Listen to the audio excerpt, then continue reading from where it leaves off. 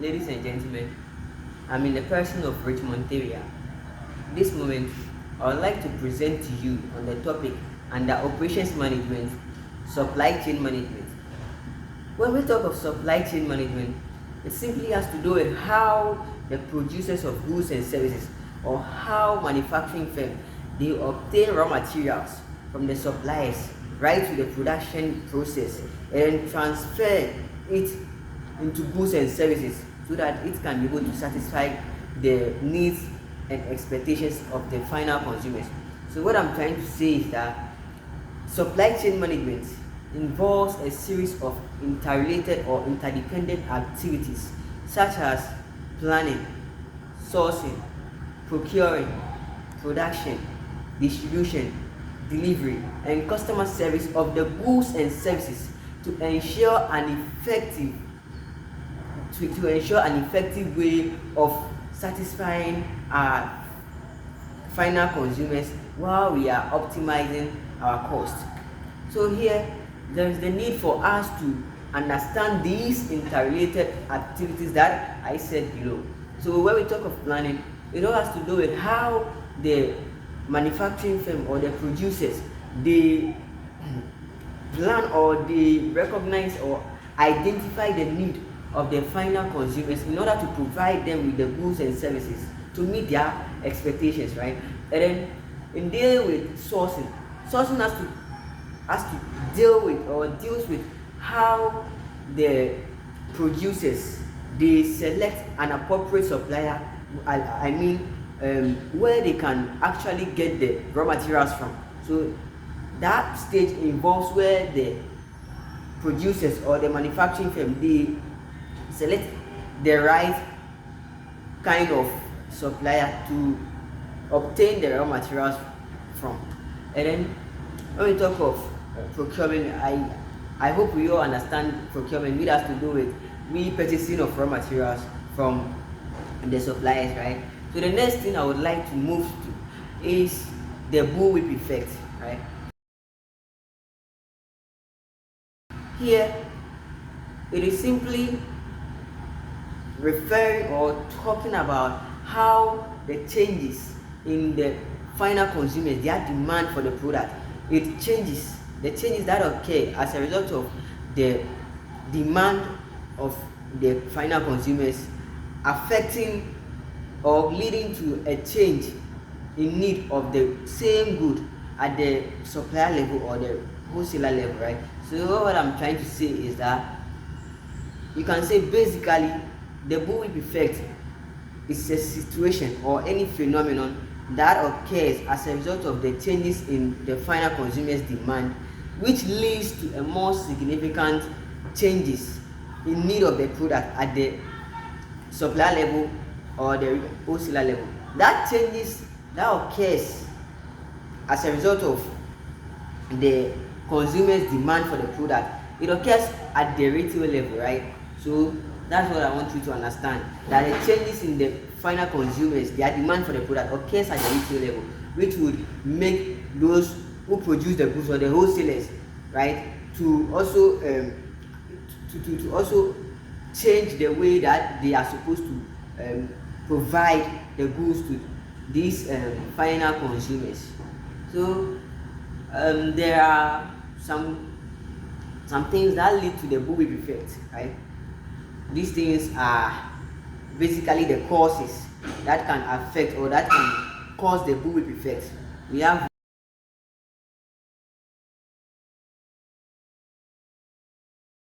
one, the price fluctuations. We have two, the demand forecasting. We have three, the order batching. We have four, the lack of communication, right?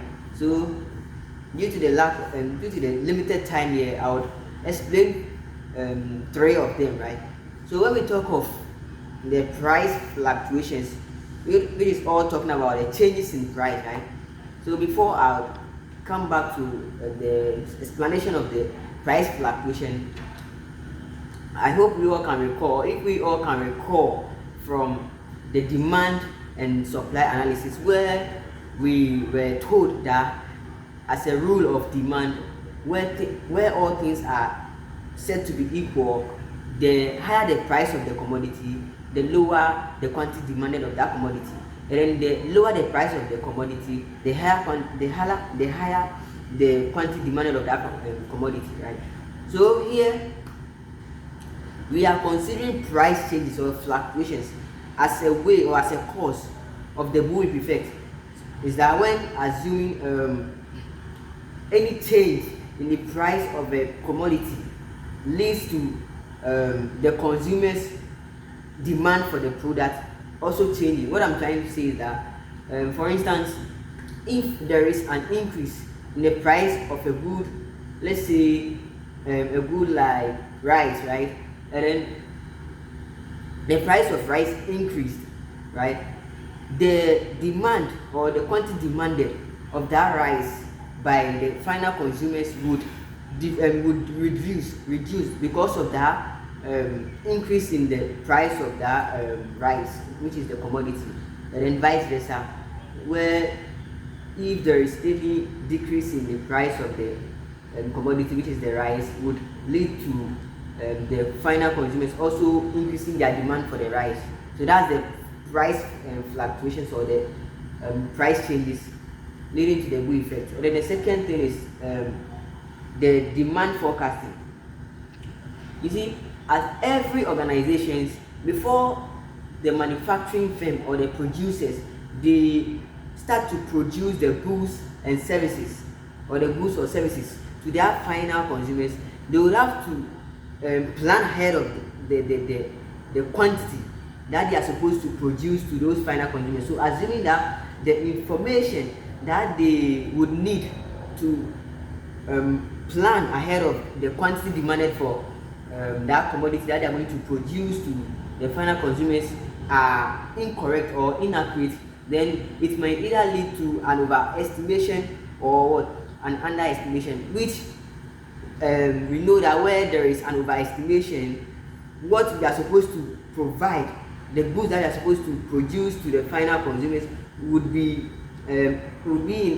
excess, or would be in excess, where also there is an underestimation. That would mean that what we are supposed to produce, the goods that we are supposed to produce to the final consumers, would be less, which means that we wouldn't be able to meet the requirements in case there is any changes in what the consumers demand for the product.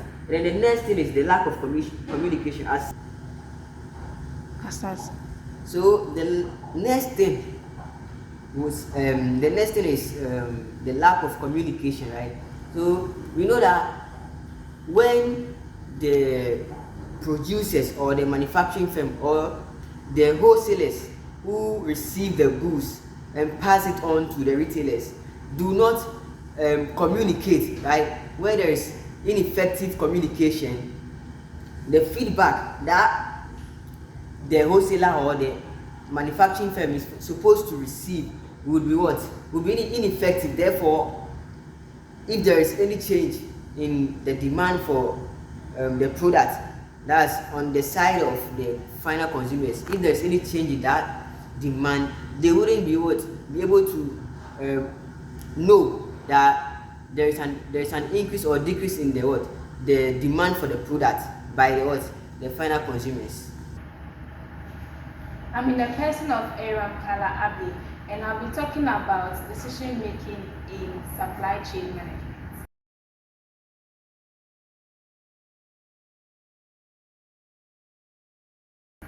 Decision making is very important in an organization, and also decision making is also important in the supply chain. Good decisions help in the seamless flow of materials during the supply chain process. There are various decisions that must be taken during the supply chain process to ensure that the materials are moved seamlessly through the supply chain. And here are some following decisions. Number one, strategic decisions. These are decisions that are taken by the top level management and organization. For example, location of facilities where to distribute goods, where manufacturing is going to take place, and where the production of goods are going to take place. The next decision in the supply chain are operational decisions. These are short-term, day-to-day decisions of an organization. For example, demand forecasting. This is predicting the needs of consumers in an organization. And the third decision, which is the tactical decisions, these are medium-term decisions that are taken by the organization. An example can include inventory management. This is predicting adequate stock levels of an organization.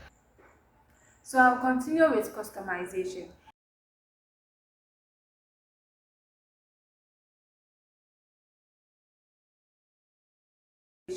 And customization is selling goods or services or producing goods and services to meet consumers' needs or requirements. There are various specifics of customization, such as information customization. This is where the consumer provides information to the producer in order to produce the good that will satisfy the consumer's needs or requirements. And mass customization. This is where goods and services are being produced in large amounts, and also this is where the producer takes into consideration the views of the consumer in order to satisfy the consumer's needs or requirements. For example, let's say we produce t-shirts. So since it's we are producing it in a large amount, we need to take the interest of the consumer in producing this good. So this is all about specifics of customization. I'll leave the rest for my colleague to continue. My name is Mami Ifeabinu OPOKU-MANU, and I'll be taking you through logistics management and the role of technology in the supply chain. What is logistics management? Logistics management is simply the planning, implementing, and controlling of the flow of goods and services from the point of origin to the point of consumption. Or you can say the managing of goods and services from their production up to their delivery. It involves processes such as route optimization, inventory management, and picking and packaging workflows, which is the preparation of goods for shipment. That is getting all the necessary shipping documentation and ensuring the items are properly packaged for shipping. It involves those processes for the picking and packaging of workflows. And now there are three main types of logistics management. They are inbound logistics, outbound logistics, and reverse logistics. Yeah, these are the three main types of logistics. Inbound logistics is the first one, which involves the receiving, storing, and transporting of goods into a company. Whereas outbound logistics refers to the demand side of the supply-demand equation, where it involves the physically transporting of goods to the consumers. It involves the movement of the goods to the consumers. And now for the reverse logistics. Reverse logistics simply has to do with the moving of items back up the supply chain to the manufacturers for them to detect any anomalies that are found with them. Now, there are various technologies that can be used in the supply chain. There are artificial intelligence, then Internet of Things, and blockchain. Now, artificial intelligence simply refers to the use of AI algorithms to optimize routes, to perform proper inventory management, as well as detect anomalies. And the Internet of Things is simply a physical connection of devices to gather real-time on conditions such as temperature, real-time data on conditions such as temperature and humidity. So you physically connect the devices to gather real-time data on conditions such as temperature and humidity. And now the blockchain, this is a transparent technology. It helps for transferability and traceability in the supply chain by the recording of transactions on a decentralized ledger. And there are various ways that technology can be used to help with the supply chain, such as with the use of predictive analytics for proper demand forecasting.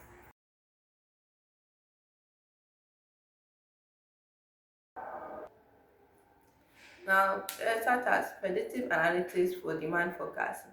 Now, this is simply using historical data and ML algorithms, that is machine learning algorithms, to effectively forecast demand and to properly check your inventory, the stocks that you have. And we can also talk about inventory management, where we can also talk about inventory management, where we do real-time monitoring of stock levels. This helps you to prevent stockouts because you know when your demand is going to, when your stock, the demand is lowered, when your stocks are going to run out. And it also, so it helps you to properly predict demand levels as well. And we can also talk about route planning, where with advanced algorithms like AI, you can analyze traffic, delivery schedules, and you can determine the best delivery routes. Also, with the use of automation and robots, you can with the use of automation and robots, you can properly package workflows. With advanced algorithms and visibility systems help us to pick and retrieve items easily. So when these technologies are integrated into the robots, they're able to navigate warehouse aisles easily, picking items with precision, and this minimizes picking errors and ensures that the correct items are picked. Now, when you have these technologies in supply chains, so you have digital supply chains, there are many challenges that can occur. You can have cybersecurity issues, system failures.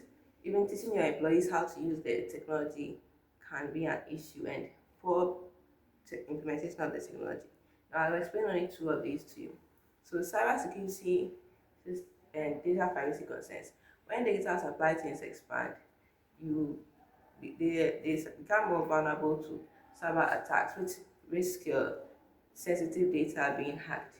And with system failures, when you have your data management tools and you have issues, technical issues with them, and then your ERP system, that's your enterprise resource planning systems, you can risk losing data or you can have processing delays.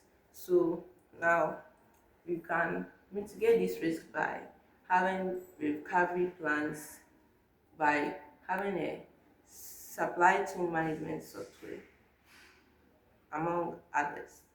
So among others, like implementing good security measures. So I explained two of these to you: implementing good security measures, as well as the other one.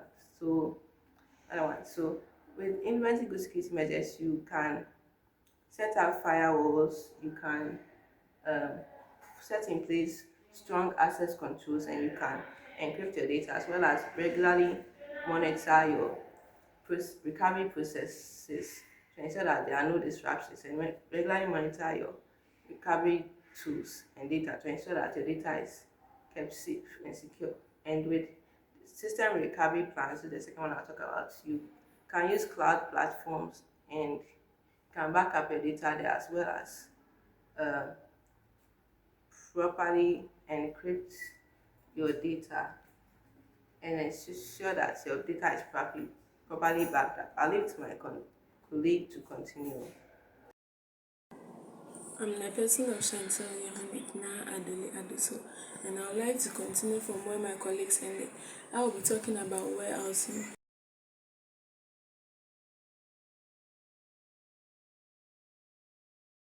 Warehousing in supply chain refers to the storage and handling of goods within a designated facility, which is also known as the warehouse. When we talk about warehousing has several key activities, which are receiving of goods, storing goods, inventory management, order fulfillment, and shipping.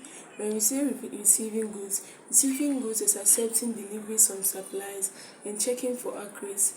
Then storing goods, placing products in appropriate location within the warehouse for easy access and efficient space utilization. Then inventory management is keeping track of stock records, monitoring product conditions, and ensuring proper rotations of the inventory. Then order fulfillment, we have picking, packing, and shipping. And when we talk about shipping is the coordinating the dispatch and transportation of the goods to their final destination. Then I come to centralization in supply chain. Centralization in supply chain refers to the practice of consolidating various functions, processes, and decision-making activities within a single central location or control point. And we have key aspects of centralization in supply chain: inventory management, centralized purchasing, centralized decision making, centralized distribution, and centralized data management. Centralized inventory management, storing and managing inventory in a single or central warehouse or distribution which allows for better control and visibility of stock levels. Then centralized purchasing, consolidating procurement activities to negotiate better terms with suppliers and achieve economics of scale and reduce administrative costs. Then we come to centralization decision making, centralizing decision-making authority to ensure consistent policies, standards and procedure across the entire supply chain. Centralized distribution, coordinating the distribution of goods from a central location to multiple destinations, optimizing transportation routes and reducing lead times. Centralized data management, collecting and analyzing data from various parts of the supply chain in a central system, enabling better insights, forecasting and decision making. Outsourcing. Outsourcing. Outsourcing in the supply chain refers to the practice of delegating specific supply chain functions, processes or activities to external third-party providers instead of handling them internally. And this strategy aims to leverage specified expertise, reduce costs, and improve efficiency. And here are some key aspects of outsourcing in the supply chain. We have manufacturing. Manufacturing, partnership with external manufacturers to produce goods, often in locations with cost advantage or specialized capabilities. Logistics is hiring third parties logistics providers to manage transportation, warehousing and distribution activities. The customer service, engaging call centers or service providers to handle customer inquiries, support and returns. Then procurement, contracting external agents to manage purchasing, supply relation and sourcing of materials. Information technology, utilizing external vendors for software development, maintenance and support related to supply chain management systems. Distribution in the supply chain involves the processes and activities required to move finished products from the manufacturer or warehouse to the end consumers. It is a crucial component of the supply chain, ensuring products are delivered efficiently, on time and in good condition. And here are some key aspects of distribution and supply chain. Order processing, we have documentation, order verification, selection, route planning. So when we come To conclude, supply chain management is very important because it helps us to deliver and produce goods at the right quantity and quality, whilst minimizing costs and also meeting the needs and requirements of consumers. I would like you to comment, like, and subscribe. Thank you.